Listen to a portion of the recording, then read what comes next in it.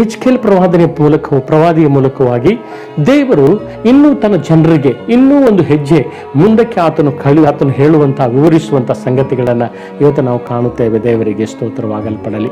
ಎಜ್ಕೇಲ್ ಪ್ರವಾದನೆ ಪುಸ್ತಕದಲ್ಲಿ 11ನೇ ಅಧ್ಯಾಯ 19ನೇ ವಚನವನ್ನು ನಾವು ನೋಡಿಕೊಳ್ಳುವುದಾದರೆ ಅಲ್ಲಿ ನಾವು ಓದ್ತೇವೆ, ಅವರು ನನ್ನ ನಿಯಮಗಳನ್ನು ಅನುಸರಿಸಿ ನನ್ನ ವಿಧಿಗಳನ್ನು ಕೈಕೊಂಡು ನೆರವೇರಿಸಲಿ ಎಂದು ನಾನು ಅವರಿಗೆ ಒಂದೇ ಮನಸ್ಸನ್ನು ದಯಪಾಲಿಸಿ ನೂತನ ಸ್ವಭಾವವನ್ನು ಅವರಲ್ಲಿ ಹುಟ್ಟಿಸುವೆನು. ದೇವರಿಗೆ ಸ್ತೋತ್ರ.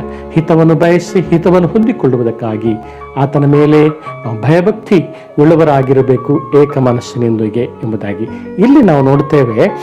ನನ್ನ ನಿಯಮಗಳನ್ನು, ದೇವರ ನಿಯಮಗಳನ್ನು, ದೇವರ ಕೊಟ್ಟಿರುವಂತಹ ವಿಧಿಗಳನ್ನು ನಾವು ಕೈಕೊಂಡು ನಡೆಯುವುದು ಮಾತ್ರವಲ್ಲ, ಅದನ್ನು ನೆರವೇರಿಸಲಿ.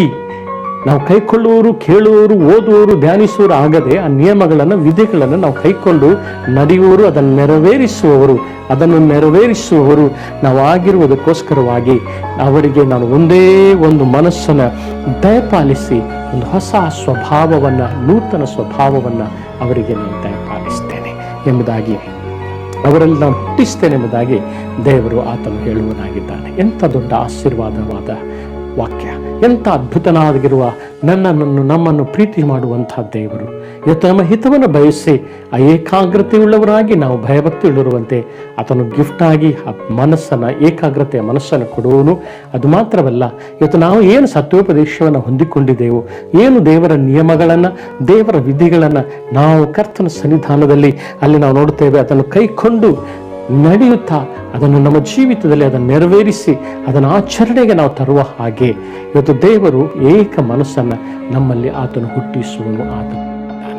ದಿನ ದಿನವೂ ಸೂರ್ಯನವನ್ನು ಹುಟ್ಟುವ ಹಾಗೆ ಇವತ್ತು ದೇವರ ಮಕ್ಕಳಾಗಿರೋ ನಮ್ಮ ಜೀವಿತದಲ್ಲಿ ದಿನ ದಿನವೂ ಕ್ಷಣ ಕ್ಷಣವೂ ದೇವರ ಮೇಲನ ಪ್ರೀತಿ ಮಾತ್ರವಲ್ಲ, ಹಿತವು ಮಾತ್ರವಲ್ಲ, ಇವತ್ತು ನಾವು ನೋಡುತ್ತೇವೆ ಆತನ ವಿಧಿಗಳನ್ನು, ನಿಯಮಗಳನ್ನು ಅನುಸರಿಸಿ ನಡೆಯುವ ಹಾಗೆ ನಮ್ಮಲ್ಲಿ ಒಂದು ಕರ್ತನು ತಾನೇ ಆ ಮನಸ್ಸನ್ನು ನಮ್ಮಲ್ಲಿ ಹುಟ್ಟಿಸುವನಾಗಿದ್ದಾನೆ. ದೇವರಿಗೆ ಸ್ತೋತ್ರವಾಗಲ್ಪಡಲಿ. ಹಾಗಾಗಿ ಇವತ್ತು ದೇವರ ಮಕ್ಕಳಲ್ಲಿ ನಾವು ಯಾರು ಇರುತ್ತಾರೋ, ದೇವರ ನ್ಯೂನತೆಯಲ್ಲಿ ಯಾರು ಇರುತ್ತಾರೋ ಅವರಲ್ಲಿ ದೇವರು ಈ ನೂತನ ಮನಸ್ಸನ್ನು ಆತನು ಕೊಡುವ ದೇವರು.